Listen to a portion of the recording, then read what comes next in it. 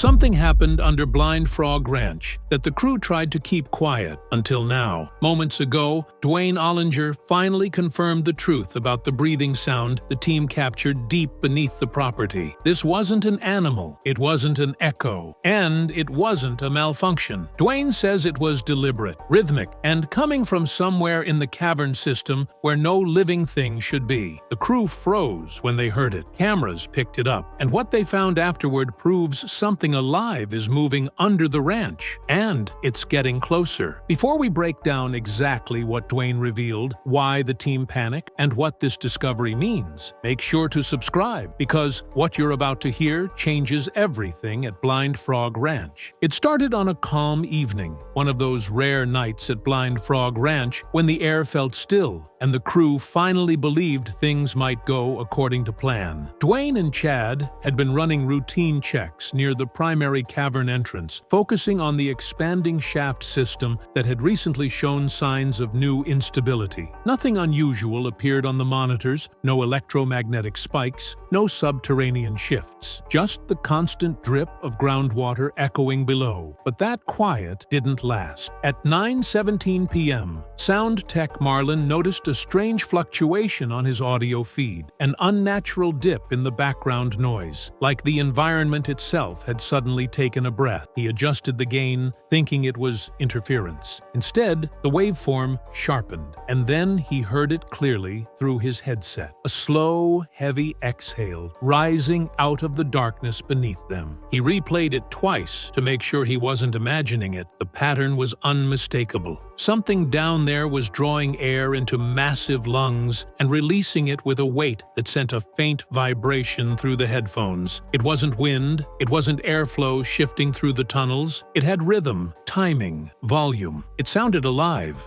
Marlin called Duane over immediately. As soon as Duane crouched beside the equipment and put on the headset, his expression shifted. His eyebrows dropped, his posture stiffened. He lowered the headset and asked if anyone else was in the lower shaft. Chad confirmed the area was empty. No crew, no machinery running, no airflow systems active. That's when the second breath came through. Longer, deeper, so heavy it rattled the metal casing of the audio rig. Everyone nearby heard it without headphones this time. A deep, resonant "whoo" that rolled up the shaft and spilled into the open air. The sound froze the entire team. Chad stepped back instinctively. A cameraman whispered, "Is something alive down there?" Another crew member immediately reached for the drone controls, desperate to get eyes into the black void. Duane didn't move. His eyes were locked on that opening in the earth, like he was staring into the throat of something vast. "It's close," he muttered, barely above a whisper. Because the breathing wasn't coming from deep within the cavern, it was rising from a point just out of sight, inches beyond the drop-off, as if something massive was standing directly beneath them, waiting to be noticed. The moment that second breath rolled up out of the shaft, Chad Ollinger reacted before anyone else. He took 2 steps back,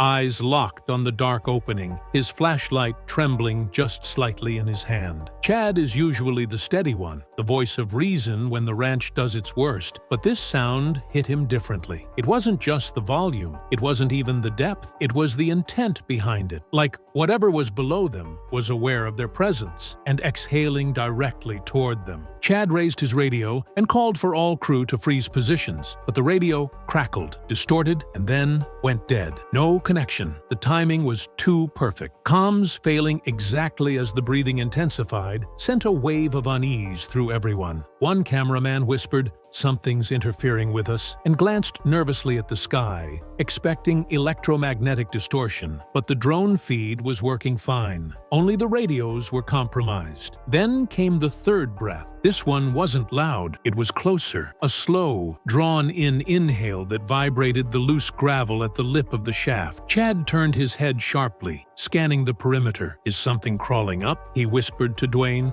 But Duane didn't answer. He was staring into the black void, shoulders tense, as if bracing for something none of them were prepared to see. A crew member swept his thermal camera over the shaft entrance. Nothing. No heat signatures, no movement, just a cold, dead gap. Another checked the air pressure monitor. No spikes, no changes. Everything pointed to a normal environment, except the fact that something down there was breathing like it had lungs the size of a bear. Chad crouched beside the edge, shining his light downward. The beam seemed to vanish into darkness much sooner than it should have, as if the air itself swallowed the light. "That's not normal," he said. His voice cracked. Chad doesn't scare easily, but the realization that something invisible, possibly intelligent, was only a few feet away made his nerves spark with adrenaline. Then something happened that made several crew members step back at once. The fourth breath wasn't like the others. It came with a faint, almost imperceptible hum, a vibration layered beneath the exhale, like a low-frequency growl or a vocalization masked under the airflow. It was subtle, but it was unmistakably directed. It felt like it was aimed at Chad specifically, responding to his proximity. Chad jerked upright. "It's not just breathing," he said, stepping backward. "It's aware we're here." That sentence changed the energy instantly. The entire crew shifted from curious investigators to people realizing they might be standing above something that didn't just exist beneath the ranch, but interacted with whoever got close. Duane put a hand on Chad's shoulder, pulling him back from the edge. "We're dealing with something alive," he said quietly, "and it knows we found it." While the crew scrambled to steady themselves, audio engineer Marlin was already pulling the raw recording into his laptop. His hands moved fast, but his face showed the kind of confusion that only happens when training runs headfirst into something that shouldn't exist. He isolated the waveform, those long, dragging breaths, and zoomed in. What he saw made him sit back in his chair. Human breathing follows a recognizable pattern: a rise, a plateau, and a fall. Animals have their own signatures depending on lung capacity, nasal passages, and body mass. But the waveform on Marlin's screen didn't match either. The inhale wasn't smooth. It was perfectly uniform, like air being pulled in through a single massive cavity rather than lungs. And the exhale? It had a resonance spike that shouldn't exist unless the sound was traveling through a body cavity far larger than anything native to Utah. "This isn't a person," Marlin said quietly, "but it's not an animal either." He played the audio again, this time slowing it to half speed. The breath deepened into a monstrous, cavernous tone, so wide and heavy that it made the inside of the tent vibrate. But beneath the exhale, hidden under the natural frequencies, was something that froze him completely. A rhythmic pulsing, not a heartbeat, something stranger. A bass-like flutter at perfect intervals, as if the breathing creature had multiple resonant chambers inside its body. Chad leaned over his shoulder. Could it be airflow through the tunnels? Marlin shook his head. Airflow is chaotic. This is controlled, deliberate. He ran a spectral analysis next. If the sound had been an echo, wind, or vibration, it would show scattered data across the spectrum. Instead, the breathing displayed a narrow, exact frequency range, almost like a voice. Not speech, but the foundation of speech. A kind of pre-vocalization, as if whatever made the sound had the physical ability to mimic communication, but wasn't using it yet. Then came the moment that made Marlin's stomach drop. He compared the waveform to known wildlife: bears, cougars, elk, even bison. Nothing came close. But when he overlaid it onto the harmonic signature of a human breath scaled up 4 or 5 times, the match was unnervingly close. The creature wasn't an animal. It wasn't a machine. It wasn't a geological anomaly. It was something with a respiratory system similar to a human, but on a scale that shouldn't exist beneath Blind Frog Ranch. Marlin looked up at Duane, pale and visibly shaken. "Whatever's down there," he said quietly, "it's big, and it's built like us." The analysis was enough to rattle the entire crew,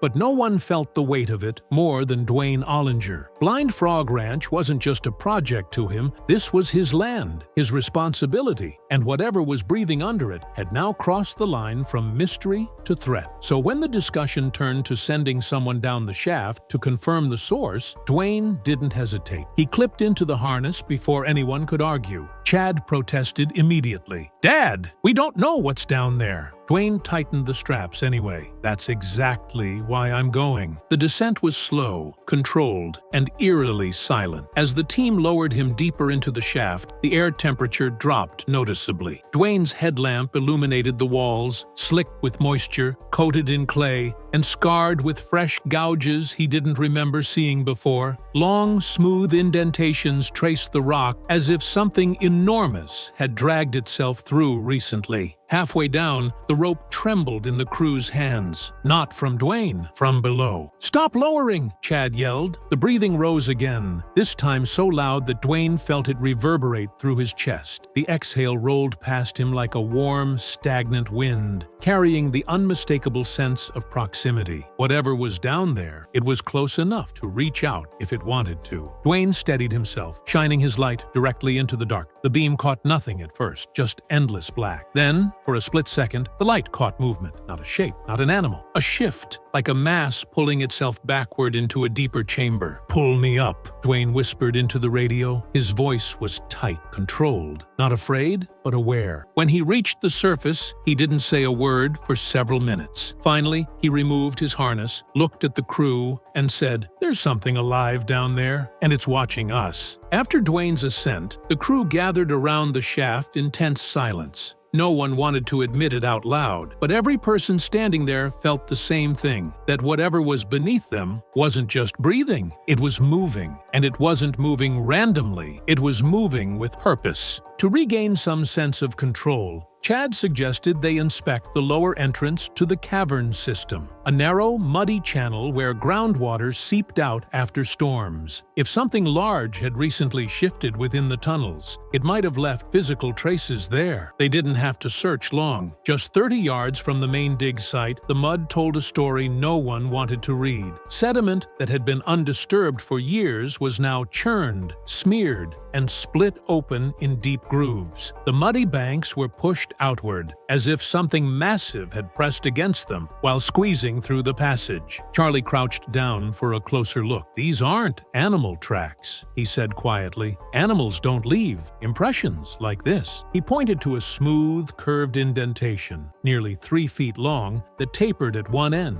It looked like the imprint of a limb, but not one belonging to any creature known to Utah. The mud showed upward drag, meaning whatever made the mark had pulled itself out of the tunnel rather than stepped into it. Then they saw the water. The normally still pool outside the cavern mouth was gently rippling, not from wind, not from runoff, but from something disturbing the water from inside the tunnel. Small waves pulsed outward at perfectly timed intervals, the exact rhythm of the breathing they'd recorded earlier. Chad's jaw tightened. "It's moving around down there!" Charlie dipped a thermal probe into the water. The display flashed an irregular, fluctuating heat signature, not warm enough to be machinery, not cold enough to be natural subterranean water. Something about the temperature reading suggested mass, shifting, retreating. Duane stared at the disturbed mud in dead silence. It wasn't just the size of the tracks that bothered him. It was the direction. Every deep groove, every smear, every drag mark led toward the main shaft, straight toward the place where Duane had descended earlier, as if the creature had been moving in his direction, right before the crew heard it breathing. Duane finally spoke, voice low and steady. "It's not trapped down there, it's moving freely," and that meant one terrifying possibility. It could choose when to come up. With the mud tracks confirming movement inside the tunnels, the team shifted focus to gathering thermal data. Anything that could give a clearer picture of what exactly was navigating beneath the ranch. Charlie Snyder, the crew's most experienced tech operator, retrieved the long-range thermal imager and positioned himself directly above the cavern mouth. Charlie was calm, methodical, and rarely rattled. But the moment the device powered on, his face changed. At first, the screen displayed the expected blues and purples of cold rock and water. Everything appeared normal, quiet, still, empty. But as Charlie adjusted the sensitivity and increased the exposure, a shape flickered at the bottom of the display. He leaned closer, thinking it was a glitch. Then it appeared again, clearer this time. A heat mass, large and elongated, resting against the cavern wall. Charlie froze. It wasn't a defined shape, no obvious head, limbs, or body outline. Instead, it resembled a long, coiled form, pulsing with internal warmth. The creature, or whatever it was, seemed to have multiple hotspots distributed along its length, like several warm chambers connected to a single body. No animal in the region had a thermal signature even remotely similar. Charlie whispered, "This thing's alive, and it's huge!" Before anyone could react, the mass shifted, slowly, deliberately. The hotspot elongated and then contracted, as if the creature were expanding its body to inhale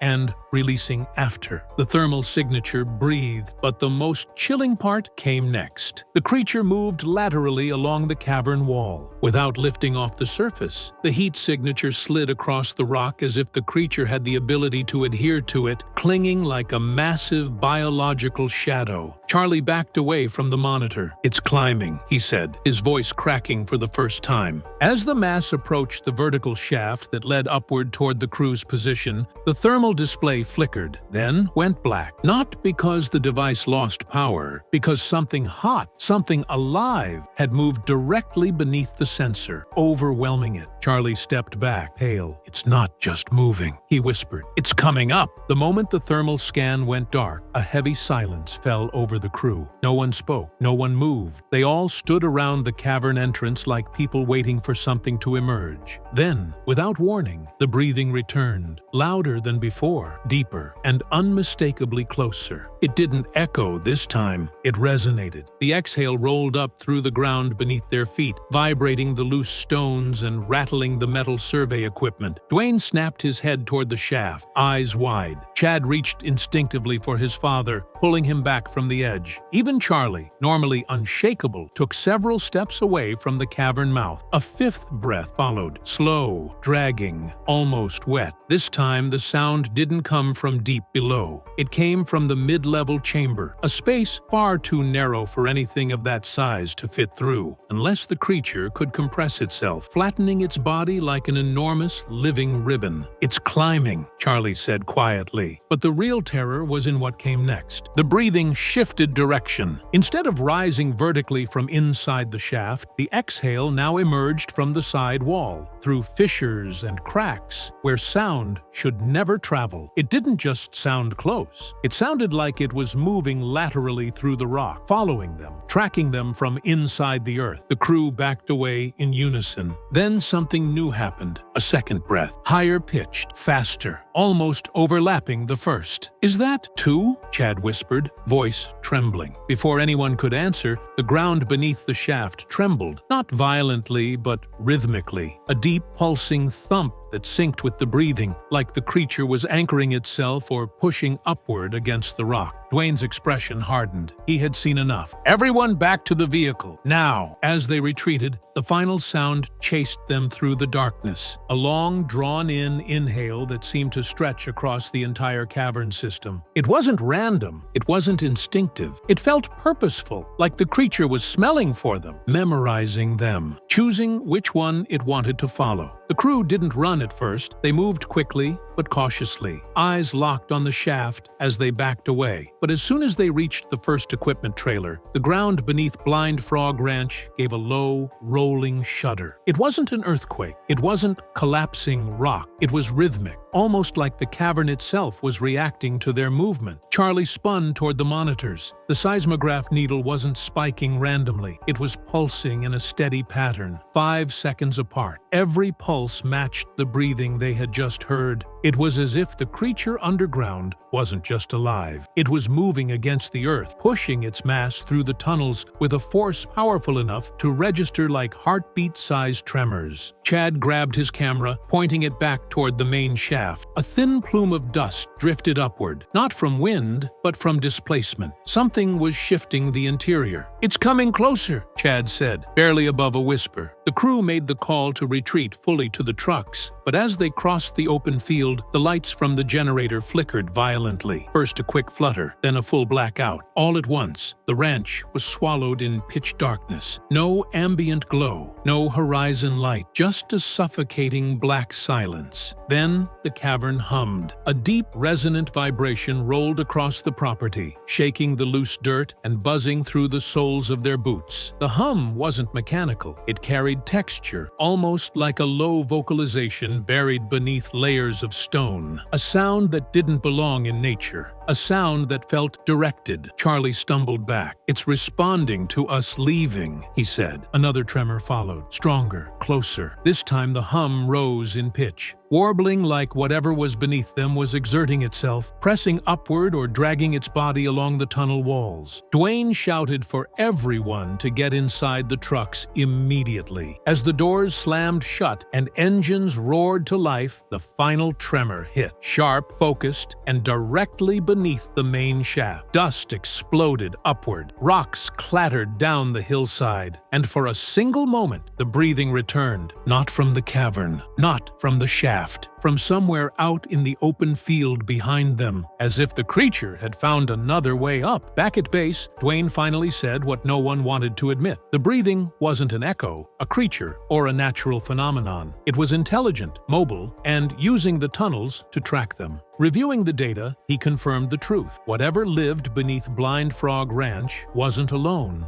And it wasn't confined. "It's moving freely," Duane said quietly, "and now it knows we're here." The Blind Frog Ranch team forced open the forbidden basement hidden beneath the main cabin, an area Duane Ollinger has avoided for years. The room was sealed with reinforced beams, rusted hardware, and a layer of sediment that suggested it hadn't been touched in decades. But what they found inside shocked the entire crew and triggered the most violent reaction the ranch has ever recorded. Before we uncover the truth, make sure to subscribe, because what happened next may finally explain why the ranch has been hiding something underground. The basement had been sealed for so long that even longtime crew members spoke about it in lowered voices, unsure whether the rumors around it were exaggerated or dangerously accurate. What made it so unsettling wasn't just the padlocked door or the reinforced concrete around the entrance. It was the fact that Duane Ollinger himself had insisted for years that this was one spot on the ranch no one was allowed to touch. Not researchers, not camera crews, not even close friends. The unspoken rule was simple. Whatever was down there was better left alone. But everything changed after the most recent seismic event sent a deep, rolling vibration across the property. A tremor so strong it rattled the soil like something shifting beneath the ranch. Sensors pointed directly toward the sealed basement, and every reading suggested one impossible conclusion. Activity was coming from below it. The team exchanged uneasy glances as Duane approached the basement door, his flashlight beam cutting across dust that hadn't been disturbed in decades. The air felt heavier here, as though the atmosphere itself resisted being breathed in. When Duane unlatched the corroded metal hasp, the crew fell silent. For a moment, he hesitated, gripping the handle as if reconsidering whether opening it was a mistake. The ground beneath their feet vibrated again,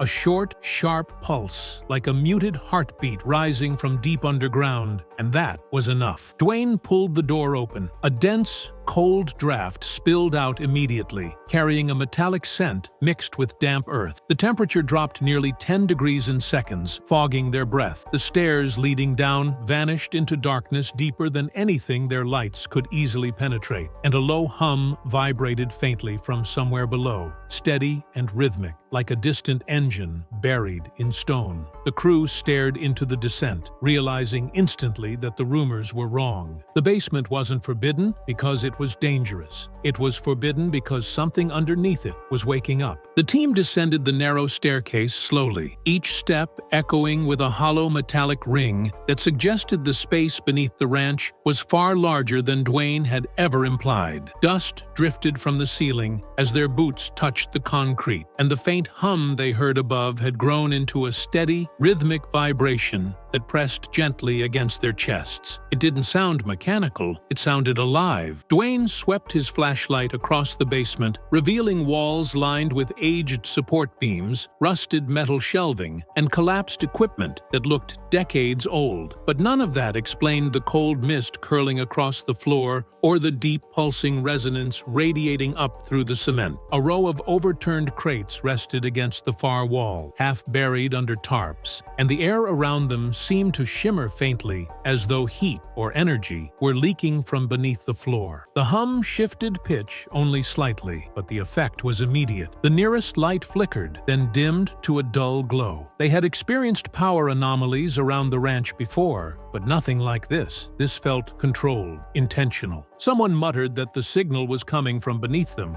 and the crew gathered around the center of the room where the cement appeared subtly raised, forming a nearly perfect rectangular outline, barely visible under years of dust. Duane crouched, running his hand across the seam, tracing the edges of what appeared to be a hidden hatch or subfloor entrance. His expression hardened. This wasn't on any map of the property, not even in the original mining records. The hum pulsed again, stronger this time, sending vibrations up their legs. A faint crack echoed from below, followed by a low exhale-like rush of air that made the hair on their arms stand straight. The ground felt warm now, almost as if something beneath the slab were stirring. The crew stepped back instinctively, realizing this wasn't just a basement. It was a barrier, one that had been sealed for a reason. Duane stood slowly, shining his light across the walls again, searching for any indication of who built this or what they intended to hide. But the room offered no answers, only the steady, rising pulse from below, growing louder with each passing second, as though whatever lay beneath the ranch had finally sensed they were here. The hum beneath the slab deepened into a resonant thrum that vibrated through their bones, and Duane motioned for the team to set up ground-penetrating equipment. They worked quickly, unspooling cables across the basement floor while the handheld sensors flickered with static interference. Not random, but patterned, almost rhythmic, as if reacting to their presence. When the scanner powered on, its display jumped heavily, the waveforms spiking in precise intervals that matched the pulses they felt under the concrete. It was the same pattern the ranch had produced during past incidents, but stronger, more organized. Whatever was below them wasn't dormant, it was active.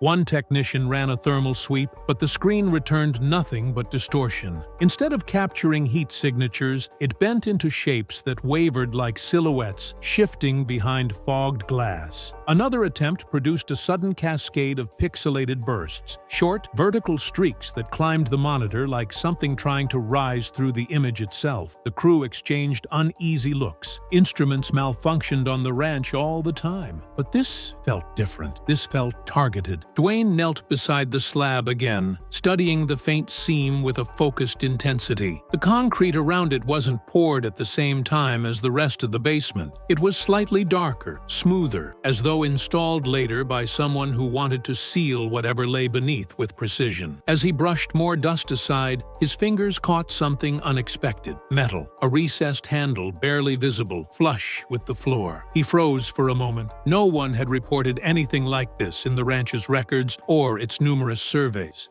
The hum shifted again, this time followed by a hollow knock from below. Not loud, but deliberate. 3 slow taps, spaced evenly apart, the same 3-beat pattern that had defined nearly every unexplained event on the ranch. The crew stepped back in a ripple of fear as the monitors echoed the sound a half-second later, displaying synchronized spikes that rose in perfect unison. The floor warmed beneath their feet, subtle but undeniable. The concrete seemed to breathe, expanding in soft, shallow movements, timed with the pulses coming from below. The air thickened with a metallic scent that hinted at machinery or something far older, lurking beneath the sealed entrance. Duane exhaled slowly, realizing they were no longer just observing an anomaly. They were standing on top of it. The recessed handle embedded in the slab looked old, far older than the basement around it, but the metal was clean, almost polished, as if whatever lay beneath generated enough energy to keep corrosion away. Duane crouched beside it, running a gloved finger along the seam. The concrete surrounding the panel showed faint stress lines, not from age, but from pressure pushing upward, as though something below had been testing the barrier for years. The team exchanged apprehensive glances. Nothing on Blind Frog Ranch ever stayed still for long. But this felt different. This felt intentional. They brought in a portable winch system to test the panel's resistance. The hook latched firmly into the handle, and as the device powered on, its motor strained immediately, groaning under the load. The slab didn't budge. Instead, a deep tone resonated through the room, a low, vibrating hum that grew louder with each second of force. The team stopped instantly, fearing the structure might respond violently. When the motor released tension, the hum softened, settling back into a slow, rhythmic pulse. A technician checked the readings and frowned. The sensors weren't just detecting energy, they were detecting movement beneath the slab. Slow, almost imperceptible oscillations, rising and falling, like something breathing. The thermal scanner flickered again, this time producing a distorted image, a faint, elongated shape directly under the panel, radiating a heat signature inconsistent with geological formations. The outline wasn't perfectly human, but it wasn't entirely foreign either. It looked coiled, contained, waiting. Then the concrete shifted, barely a fraction of an inch, but enough for dust to lift off the floor in a trembling ripple. The recessed handle jerked suddenly, just once, as though pulled from the other side. The crew staggered back in shock, several drawing instinctive breaths through clenched teeth. No one spoke, no one moved. The ranch had shown aggression before, but never physical interaction with a sealed structure. This was a new threshold, one the team wasn't prepared for. Duane steadied himself and signaled for another scan. The GPR sweep illuminated the slab in tight waves, mapping the space beneath. A cavity, large and rectangular, appeared on the display. The walls of the underground chamber were unnaturally smooth, and at the center, something metallic reflected back a perfect signal. But before they could analyze it further, every monitor in the room froze. The waveforms flattened into a single sharp line. The temperature dropped by nearly 8 degrees in under 5 seconds, and then, through the sudden silence, the same 3-beat knock echoed from below, louder this time, confident and deliberate. Something under the slab wasn't just stirring, it was responding. The 3-beat knock echoed through the basement again, this time strong enough to rattle dust from the rafters. The crew froze, waiting for a fourth strike that never came. Instead, the silence thickened into something almost tangible, as though the entire ranch were listening. Duane steadied himself, exhaling slowly while the others checked their monitors, but the readings made no sense. The energy signatures weren't random. They were patterned, coherent, rising and falling with deliberate intent. The ground beneath the slab vibrated in a controlled rhythm, too precise to be seismic activity. A technician switched the spectrograph into deeper analysis, and the waveform that appeared on the screen made his jaw drop. The pulses weren't just rhythmic, they were modulated, structured, as if something beneath the basement was communicating in a frequency just low enough to slip beneath human hearing, but strong enough to shake the foundation. Another thermal sweep flickered across the slab's surface, and this time,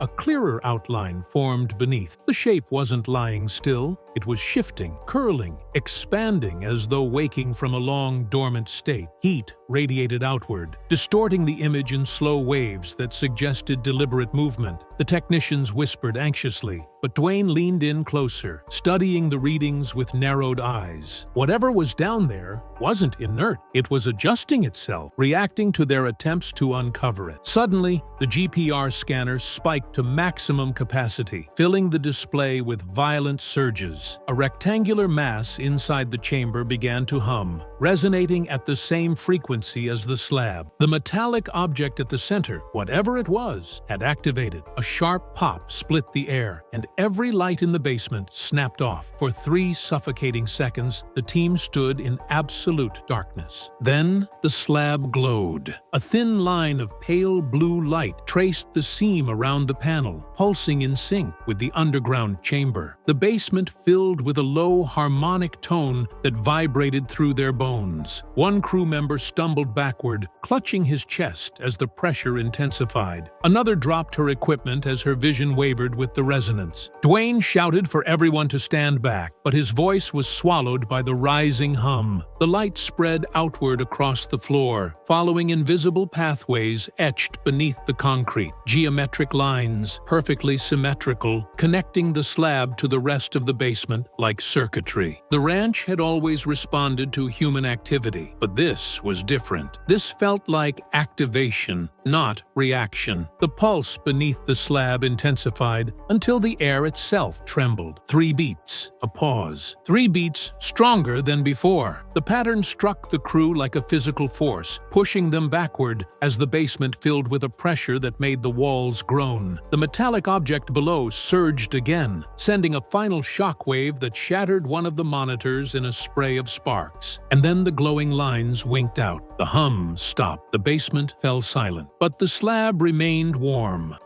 like something alive beneath it had finally opened its eyes. The crew worked in tense silence as the last sparks died from the damaged monitor. No one wanted to speak the obvious truth. Something beneath the basement had just initiated a response, and none of their equipment could explain how. Duane steadied his flashlight and motioned the team forward, but even he hesitated before crossing the threshold. The warmth radiating from the slab had spread through the concrete, rising in slow waves that felt unnatural for stone sealed away from sunlight. When the lights finally flickered back on, every instrument in the room flashed with scrambled data, except one. The infrasound receiver had come back online with perfect clarity, its needle twitching in a steady rhythm that mirrored the pulse beneath the slab. The crew gathered around it, watching as the frequency stabilized into a narrow band, far too controlled to be geological. Whatever was below them was emitting a signal again, stronger, clearer, almost as if the earlier surge had sharpened its ability to communicate. A cold draft swept across the room despite the lack of any open vent. The air pressure shifted in a subtle but unmistakable drop, pulling a chill up their spines. The temperature sensors detected it simultaneously, falling degrees in perfect sync with the frequency bursts. One technician whispered that it felt like the ranch itself was inhaling. Another muttered that something beneath the slab was changing the air around it. Then the floor trembled, not a violent shake, something far worse, a slow, deliberate upward push, like the earth was swelling beneath their feet. The vibration traveled through the soles of their boots, rising into their legs with an almost biological rhythm. Duane raised a hand for silence. The pulses were counting again. 3 beats, a pause. 3 beats, each stronger, deeper, more resonant. The seismic monitor lit up with a new reading, but this time the waveform wasn't random. The pattern looked engineered, curving arches, repeating nodes, intervals too precise to be natural. One of the technicians gasped. The signal resembled a blueprint, a layout, a map. The lines converged into a shape centered beneath the slab, a chamber with a secondary structure attached to it, one that hadn't shown up in any previous scans. The structure flashed in rhythmic pulses, almost like a heartbeat, feeding its signal through the basement floor. As the tremors intensified,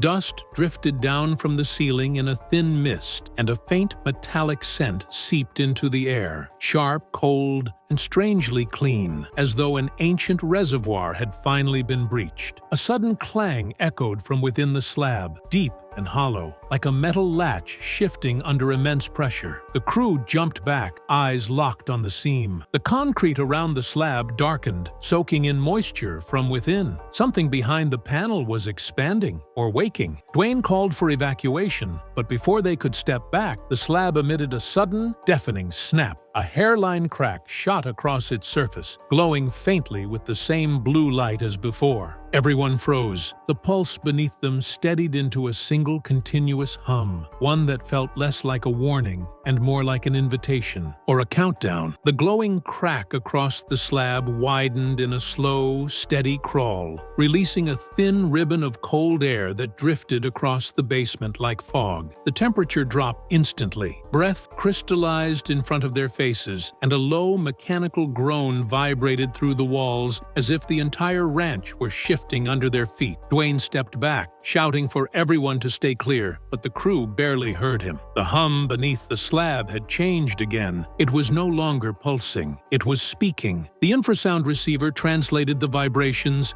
into a visible waveform on the remaining monitor. The pattern repeated in perfect intervals, forming sharp peaks and descending arcs with mathematical precision. One technician whispered that it looked like a sequencing code, something engineered, intentional. Suddenly, the lights flickered out. Everything went black except for the faint blue glow leaking from the widening crack. The crew's flashlights snapped on in trembling hands, beams slicing through the cold haze swirling around their legs. A deep, resonant thud rose from below the slab, shaking dust loose from the ceiling. Another followed, closer, heavier, like something large shifting inside a confined space. The ground rippled beneath their boots, not a random tremor. A deliberate push from below. The crack split further, releasing a sharp metallic hiss as if pressure built for decades was finally escaping. A thin, unnatural wind swept upward, carrying the scent of iron and something older, like stone soaked in ancient water. Duane backed toward the stairs, his voice low and urgent. "We're done!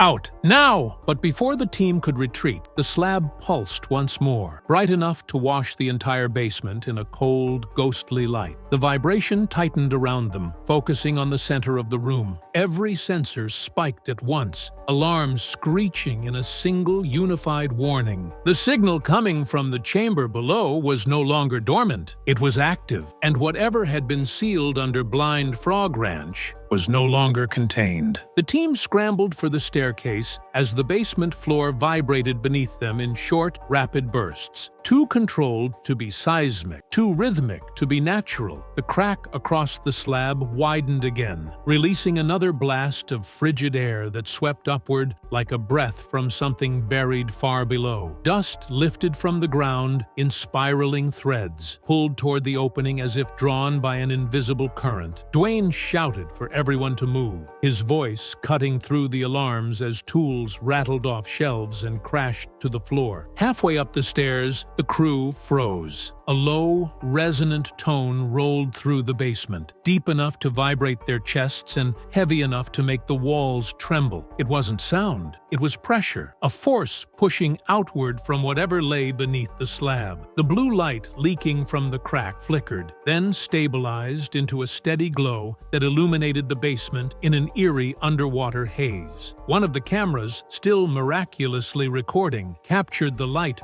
bending in unnatural waves, distorting the air like heat mirage, but colder, much colder. Then the vibration changed again, no longer pulses, a rising sequence, building, anticipating. The slab bowed upward in the center, stone flexing in a way stone should not be capable of. Hairline fractures spread outward like spider webs, and the hum climbed in pitch until it scraped the edge of human hearing. The crew backed up the final steps, pulling Duane with them just as the floor exhaled, an explosive burst of cold air that extinguished every light and left the entire ranch in darkness. For a moment, there was nothing, only silence. Then, movement. A soft shifting sound rose from below the slab, like something dragging across metal or stone, slow, measured. A presence aware that the barrier containing it had weakened. The basement crack glowed once more, dim, then bright, then dim again, flashing in a deliberate sequence that mirrored the waveform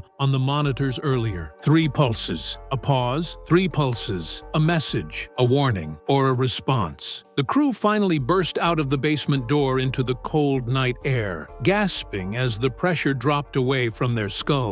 But the ranch did not settle. The ground beneath the house rippled in a final wave that traveled outward across the property, sending livestock into a frenzy, and triggering motion sensors from the pond to the excavation site. Whatever lived beneath Blind Frog Ranch was no longer sleeping, and the moment they opened that forbidden basement slab, it woke up. What started as a routine drilling operation on Blind Frog Ranch quickly turned into something far more dangerous. Instead of hitting solid ground, the drill suddenly broke through into empty space, triggering pressure changes, equipment failures, and immediate concern from the crew. What they uncovered next wasn't a natural cave, but a hidden underground tunnel system buried deep beneath the ranch. As access points were exposed, disturbing signs of prior activity began to emerge. Objects, markings, and conditions that raised serious questions. This video breaks down how the drilling went wrong, what was found inside the tunnels, and why the operation was quietly halted. Subscribe now, because discoveries like this don't stay buried for long. The decision to begin drilling on Blind Frog Ranch was not impulsive. It was the result of years of unresolved questions that surface-level exploration could no longer answer. Repeated surveys of the land had produced conflicting data. Ground-penetrating scans hinted at voids where solid earth should have been.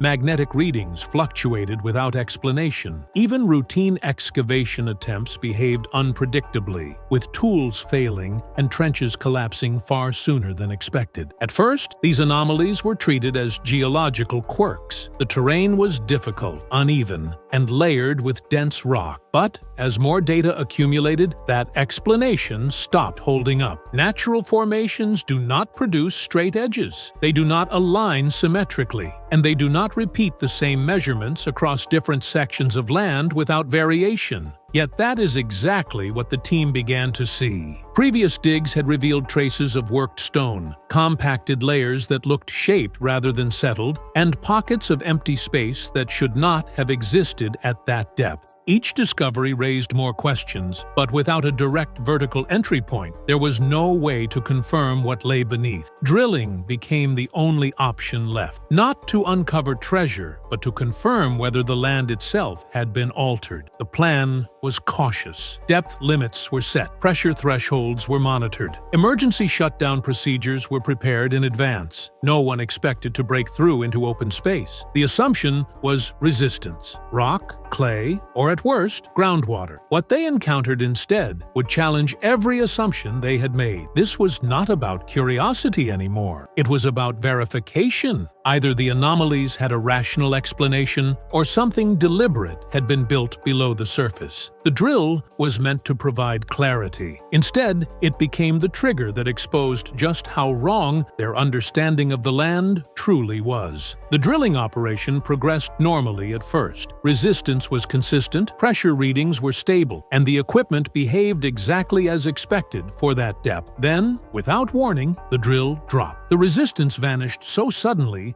that operators initially believed the equipment had malfunctioned, but the readouts told a different story. The drill had not failed. It had broken through into open space beneath the ranch. Almost immediately, air pressure shifted up through the borehole. Dust and fine debris were pulled downward instead of forced upward, an inversion that should not occur during standard drilling. Sensors registered a hollow void extending far wider than the drill bit itself. This was not a crack nor a small pocket of air. It was a large, stable cavity that had existed undisturbed until that moment. Sound changed next. Vibrations echoed longer than expected, bouncing back through the shaft with a delayed response that suggested depth and structure. Operators paused the drill and attempted to stabilize the system, but readings continued to fluctuate. Temperature dropped near the opening. Equipment lights flickered. One monitor briefly went dark before rebooting on its own. At this point, the possibility of a natural cave was considered. That explanation did not last long. Natural voids rarely appear with such clean boundaries. They do not maintain consistent depth across multiple readings, and they certainly do not sit beneath land that has shown repeated signs of artificial alteration. As measurements continued, the shape of the space below began to resolve. Straight lines appeared in the data, flat surfaces, angles too precise to dismiss. The drill had not discovered something new. It had breached something hidden. Whatever existed below the ranch had been sealed intentionally, preserved beneath layers of earth and rock. The moment that seal was broken, the environment responded. And standing above that opening, the crew realized they were no longer searching for answers. They had already found proof that something beneath the ranch was never meant to be reached. Once the drilling breach was stabilized, data from the borehole was analyzed more closely, and the implications became impossible to ignore. The cavity below was not random. Measurements showed uniform width across multiple points, with consistent ceiling height and sharply defined edges. Natural caves do not form this way. They twist, narrow, collapse, and vary over distance. What existed beneath the ranch behaved like a constructed space, not a geological accident. Further readings revealed straight corridors branching outward from the initial void. These extensions followed linear paths, intersecting at angles that repeated across scans. Reinforcement signatures appeared along certain sections, suggesting structural support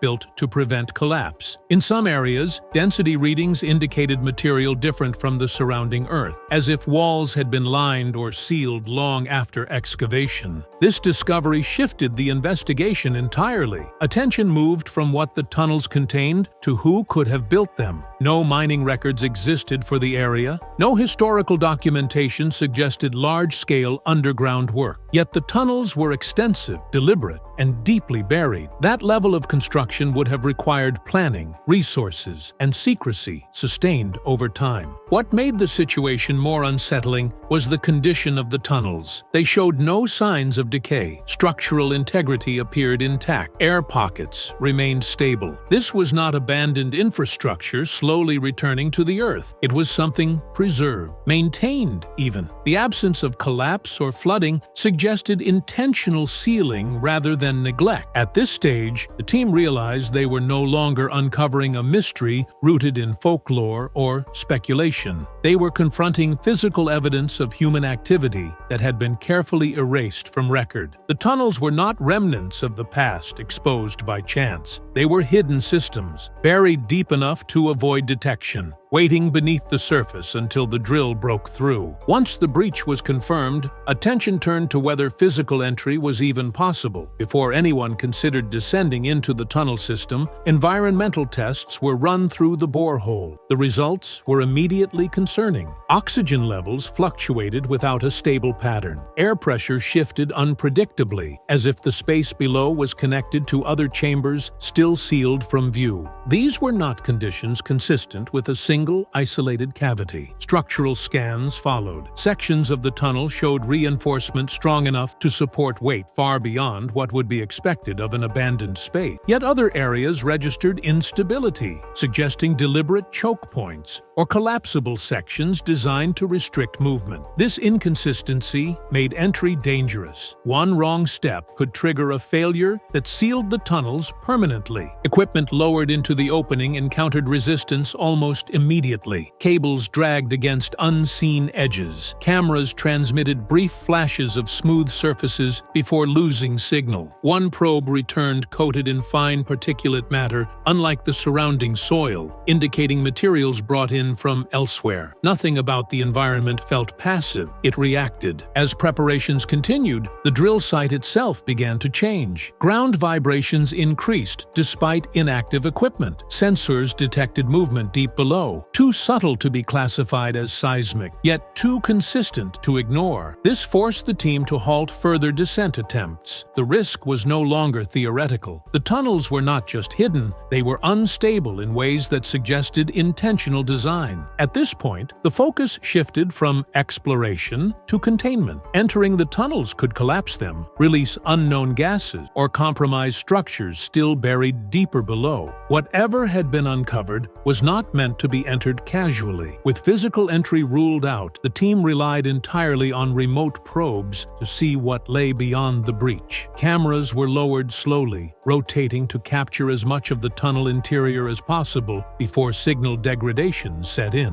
What appeared on the monitors immediately changed the tone of the operation. The tunnel walls were smooth, not eroded, with surfaces that looked shaped rather than carved. Straight lines ran along the sides, interrupted by repeating markings placed at regular intervals. As the probe moved deeper, objects began to appear. They were positioned deliberately, not scattered. Some rested against the walls, others suspended from brackets, embedded directly into the tunnel structure. None resembled modern mining equipment. Their designs were unfamiliar, functional, and stripped of any identifying features. No labels, no serial markings, nothing that tied them to a known origin. The air inside the tunnels appeared hazy, not with dust, but with a fine particulate that drifted slowly, unaffected by the probe's movement. Sensors struggled to classify it. Temperature readings fluctuated sharply near certain sections, as if localized zones existed within the tunnel itself. In one corridor, the probe briefly picked up a low-frequency vibration, rhythmic and steady, before the signal cut out. When the feed returned,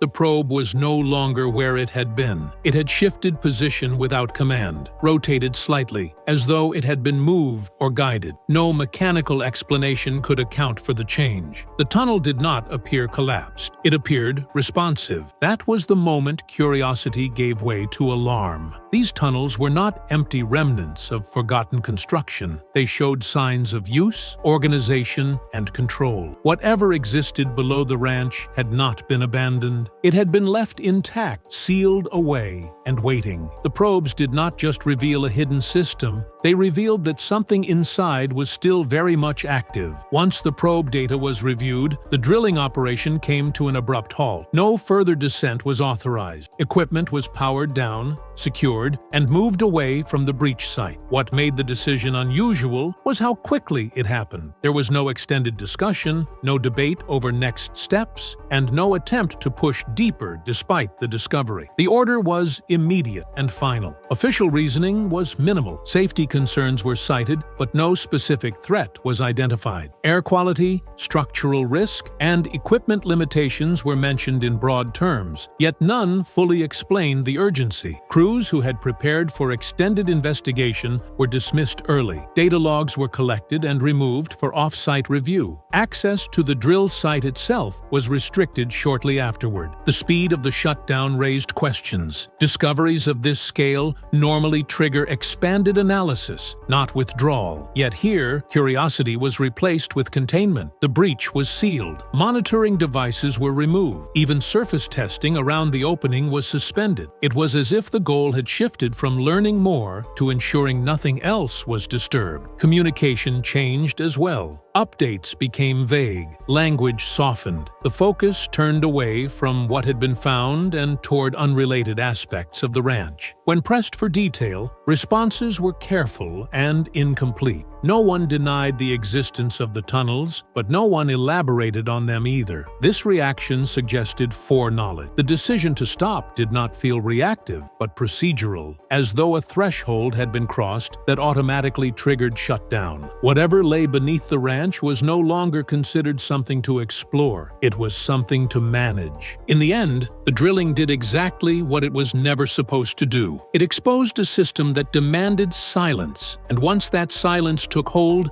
the investigation did not continue forward. It retreated, leaving the tunnels sealed, unanswered, and undisturbed once more. After drilling was halted and the site secured, the tunnel system began to reshape how every previous incident was understood. Events once treated as isolated suddenly aligned. Equipment failures, unexplained readings, and surface disturbances no longer felt random. They appeared connected, symptoms of something operating below ground, rather than anomalies occurring above it. The land itself was no longer the mystery. The infrastructure beneath it was. Data from earlier seasons was quietly revisited. Locations where instruments malfunctioned overlapped with the projected path of the tunnels. Areas that produced unusual signals aligned with intersections beneath the surface. Even reports of strange sounds and vibrations now carried new weight, matching frequencies recorded during the drilling breach. What had once been dismissed as coincidence began to resemble a pattern. This realization altered the stakes. If the tunnels predated the investigation, then much of what had been observed was not discovery, but interaction. The ranch was not revealing secrets on its own. It was responding to intrusion. That distinction mattered because it implied intent behind the structure. Tunnels of this scale are not built without purpose. They exist to move something, store something, or isolate something from view. As this perspective settled in, language shifted again. References to anomalies became rarer. Discussions focused on safety, preservation, and boundaries. The goal was no longer understanding, it was avoidance. By acknowledging the tunnels, even indirectly, investigators risked acknowledging responsibility for uncovering them. And that responsibility carried unknown consequences. In this light, the shutdown made sense. The tunnel system did not just add a new mystery, it unified every unanswered question into one explanation. And once that connection was made, continuing to dig was no longer an option.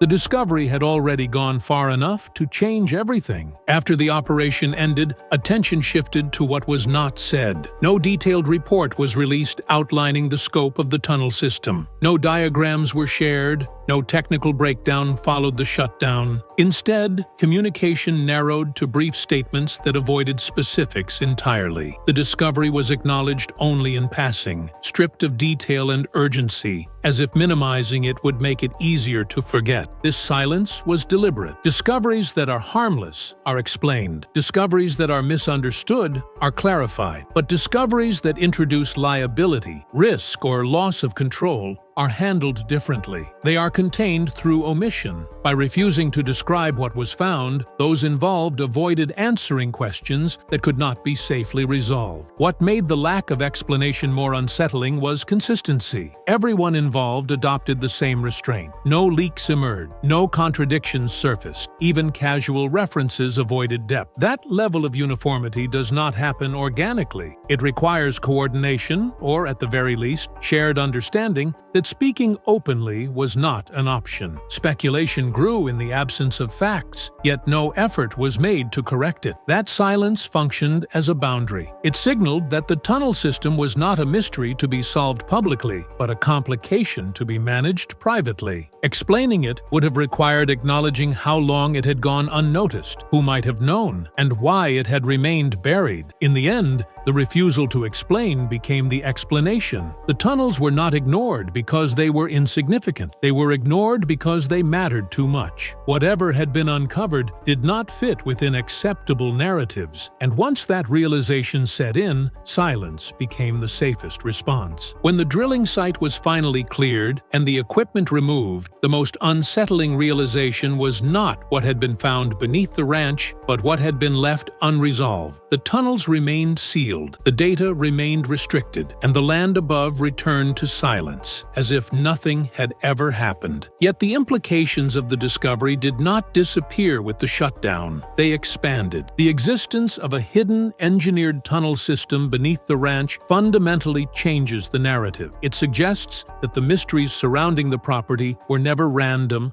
never isolated, and never purely natural. Instead, they point toward long-term activity carried out with intention and secrecy. Tunnels of this scale require planning, resources, and maintenance. They are not built casually, and they are not abandoned without reason. Someone, at some point, decided this system needed to exist and needed to stay hidden. What makes this especially troubling is the realization that the drilling did not uncover the tunnels by chance. It uncovered them because they were already there, waiting beneath layers of earth, undetected but intact. That raises the question of how many similar systems exist elsewhere, buried deep enough to avoid surface discovery, sealed just tightly enough to remain invisible. If one location concealed something this extensive, it is unlikely to be unique. The response to the discovery also speaks volumes.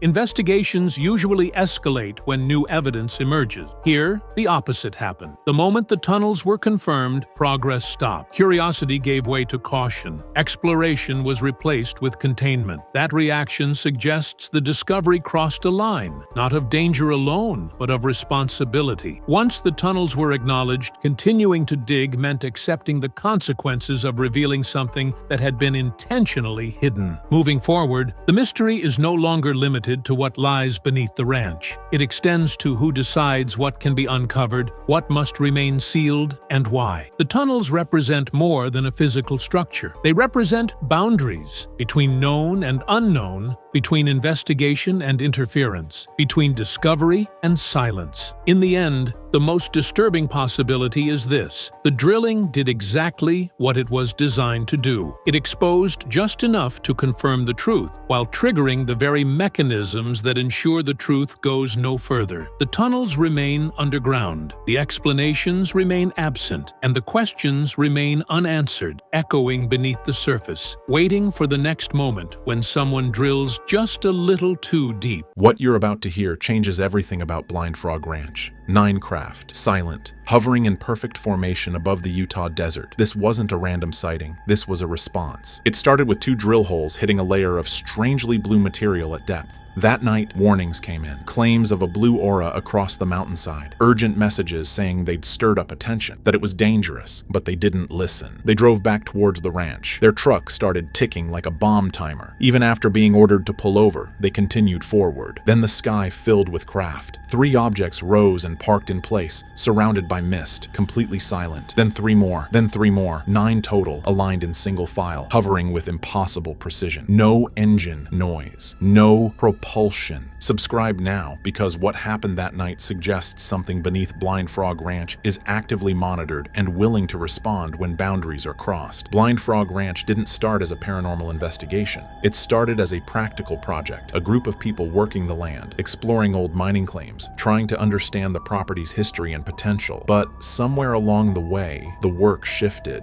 Strange things kept happening. Equipment behaved oddly. Certain areas of the ranch seemed to produce consistent anomalies. Normal planning started breaking down because outcomes didn't match the effort being put in. The team brought in serious help, not ghost hunters or paranormal enthusiasts, but people with specialized knowledge, contacts who understood scanning methods, ways to identify target points beneath the surface, techniques for mapping underground structures. The belief emerged, based on data and repeated observations, that the land has hotspots, specific locations where something unusual is either buried or occurs with regularity.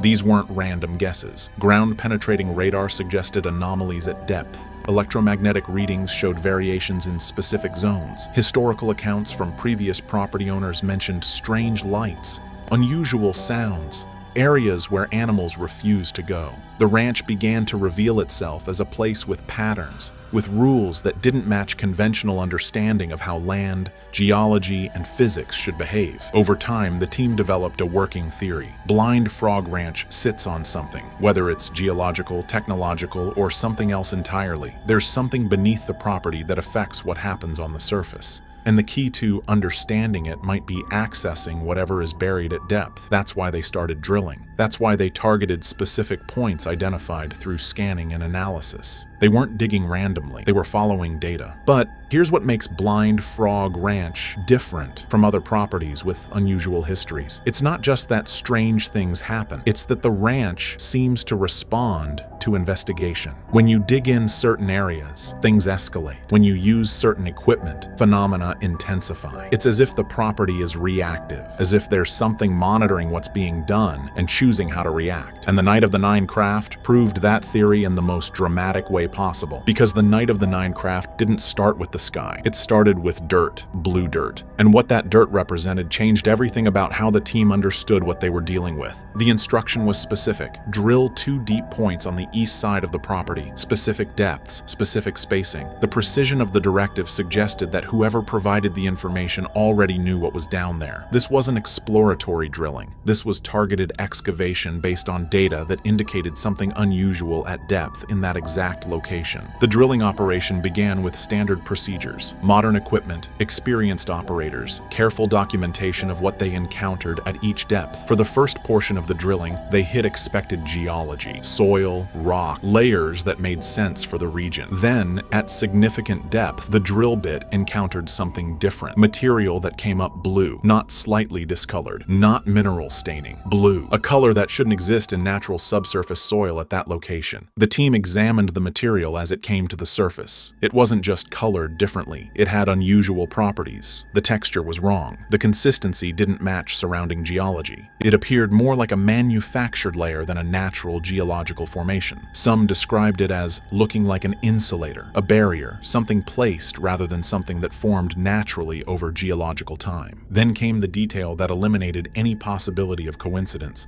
They moved to the second drill point, separated from the first by specific measured distance. Different location, different angle of approach, but targeting the same approximate depth. And when they reached that depth, they hit the same blue material. Not similar material, the same material, as if a continuous sheet or layer ran through the mountain, and both drill points had penetrated it. Think about what that means. Natural geological layers can extend over areas, but they vary in depth, thickness, composition. They're not perfectly consistent across distances, but this material appeared at the same depth in both holes, with the same property, the same coloration, the same unusual characteristics. It behaved like a manufactured structure, like something that had been placed underground with specific dimensions and specific purpose. The team documented everything. Samples were collected, depths were recorded, photographs were taken. But even as they worked, there was a growing sense that they had crossed a threshold, that the drilling hadn't just uncovered something buried. According to what they would be told next, the drilling had released something, or alerted something, or broken through a barrier that had been keeping something contained. And the response was about to begin.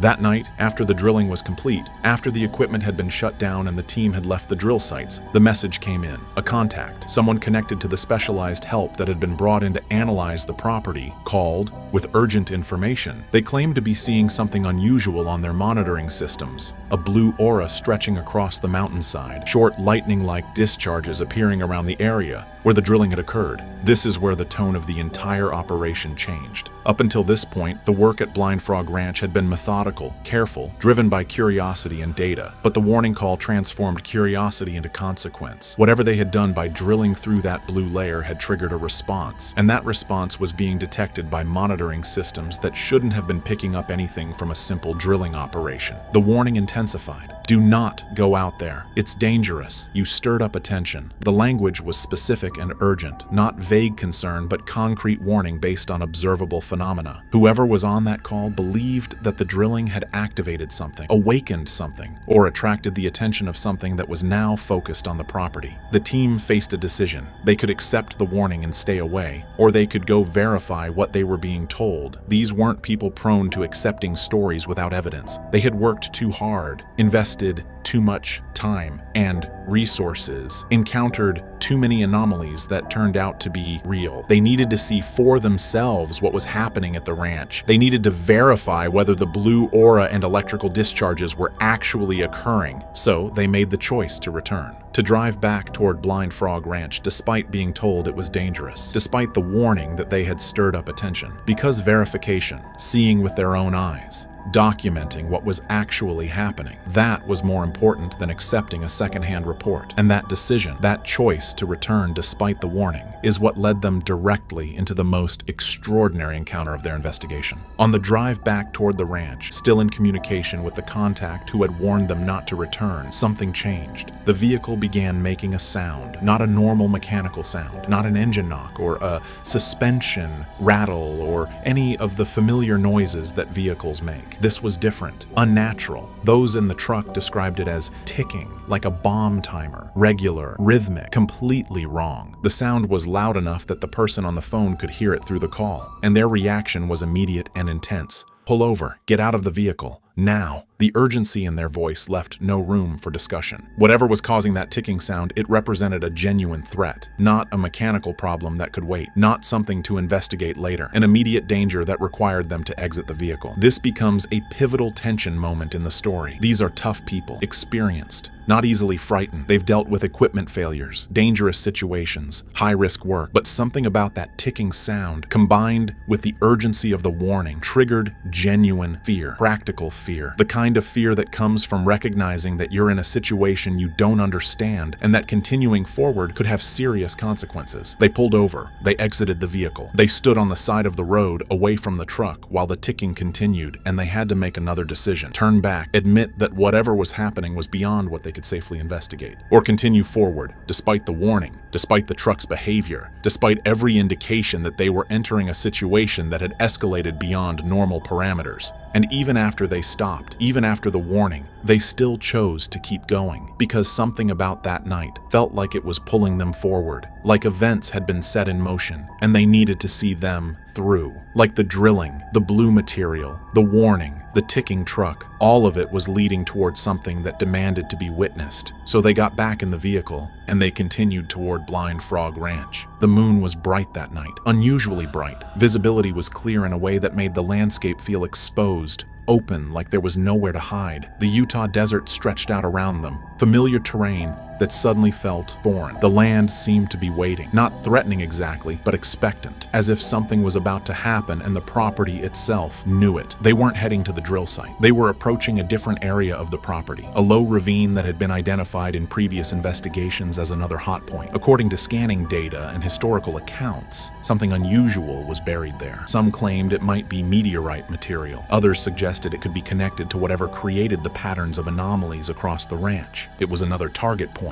another location where the property seemed to concentrate strange phenomena. The contact on the phone was still connected, still monitoring whatever systems were showing the blue aura and electrical activity. And as the team described where they were going, the contact's tone shifted. Not angry, not trying to stop them anymore, almost resigned. If you insist on going, someone will meet you. The phrasing was strange. Someone will meet you. Not something might happen. Not you might see something unusual. Someone will meet you. As if the contact knew with certainty that their arrival would trigger a response. They descended into the ravine, moving carefully in the bright moonlight, watching the ridgeline above them, scanning the sky out of habit. The quiet was absolute. No wind, no animal sounds, just the sound of their footsteps and breathing. The kind of quiet that makes you hyper-aware of every small noise, every movement in your peripheral vision. The kind of quiet that precedes something significant. And that's when the story stops being about the ground, about drill holes and blue material and buried anomalies. That's when it becomes about the sky. Because what happened next wasn't hidden underground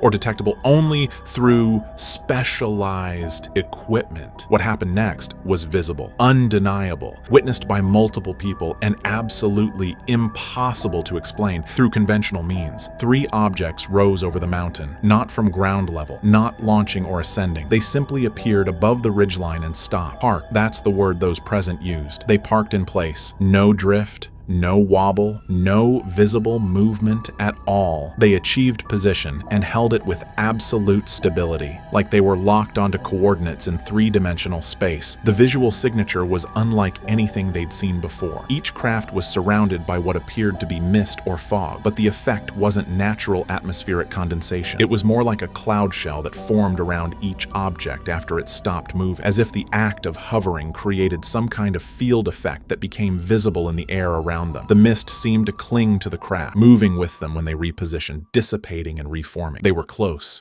enough to estimate scale, close enough to judge spacing, close enough that there was no question about what they were looking at. These weren't distant lights that could be misidentified as planes or satellites. These were solid objects with defined shapes, hovering at relatively low altitude, visible in detail against the night sky. And what terrified everyone watching was the silence. Complete, absolute silence. No engine noise, no propulsion sound, nothing. Aircraft make noise. Helicopters are deafening. Jets create distinct sounds. Even drones produce audible buzzing. But these craft made no sound at all, and they were close enough that any conventional propulsion system would have been clearly audible. The silence was almost more disturbing than the sight of the objects themselves, because silence meant these things weren't operating according to any known principles of flight. The team stood frozen, watching 3 silent craft hover above them. Part of their brains tried to find rational explanations. Secret military technology, some kind of advanced drone system, anything that would fit into a framework they could understand. But another part of them, the part that had been working this ranch for months, that had encountered anomaly after anomaly, that part knew they were seeing something that shouldn't exist. And then it happened again. Because 3 wasn't the point. The point was the pattern. 3 more craft appeared, rising over the same ridgeline, achieving the same hovering position, forming the same mist-like effect around their shapes. They aligned with the first 3, extending the formation. Then 3 more, 9 total, all silent, all hovering with impossible stability, all aligned in single file across the scene like someone had plotted coordinates and positioned them with mathematical precision. The physics-breaking nature of what they were witnessing became overwhelming. 9 craft maintaining perfect hovering position, no drift, no adjustment, no visible means of propulsion. Formation precision that would be challenging for trained pilots in conventional aircraft, but these objects were holding position without any apparent effort, without any visible control surfaces, without any of the behaviors you'd expect from flying machines. No engine noise, no wind wash, no disturbance of the air beneath them. When helicopters hover, you feel the rotor wash, you hear the turbines, you see dust and debris kicked up by the downwash. These craft produced none of that. They hung in the sky like they had been painted there, like they were exempt from the normal rules of mass, gravity, and propulsion. The absence of normal aircraft characteristics was as striking as their presence. Human reaction to the impossible is complex. One person in the group was locked in awe, unable to look away, trying to memorize every detail because some part of them knew they might never see anything like this again. Others were visibly shaken, their brains struggling to process what their eyes were reporting, fighting against the cognitive dissonance of seeing something that couldn't be real but undeniably was. Because the brain has frameworks for processing flying objects, planes, helicopters, drones, birds, even experimental aircraft. But these craft didn't fit any of those frameworks. They were too stable, too silent, too precisely positioned. They violated too many expectations about how objects move through air, how they maintain position, how they should behave according to known physics. And when your brain can't file what you're seeing into any existing category, the result is a kind of existential shock. And if 9 craft show up and just wait, if they achieve formation and hold position without any apparent purpose other than being visible, the question becomes terrifying. Who were they waiting for? What were they monitoring? Were they observing the team? Were they protecting something? Were they demonstrating capability? And perhaps most disturbing, how long had they been watching before they decided to reveal themselves? After the event, after the 9 craft eventually departed, after the team returned from the ravine shaken and trying to process what they had witnessed, the directive became clear. Remove the equipment, cover the drill points, step away from those areas. The message wasn't subtle. They had crossed a boundary. They had penetrated something they shouldn't have accessed. And the response, the 9 craft appearing in formation, was a warning, a demonstration, a statement that whatever they were investigating was aware of their presence and capable of responding. The equipment was removed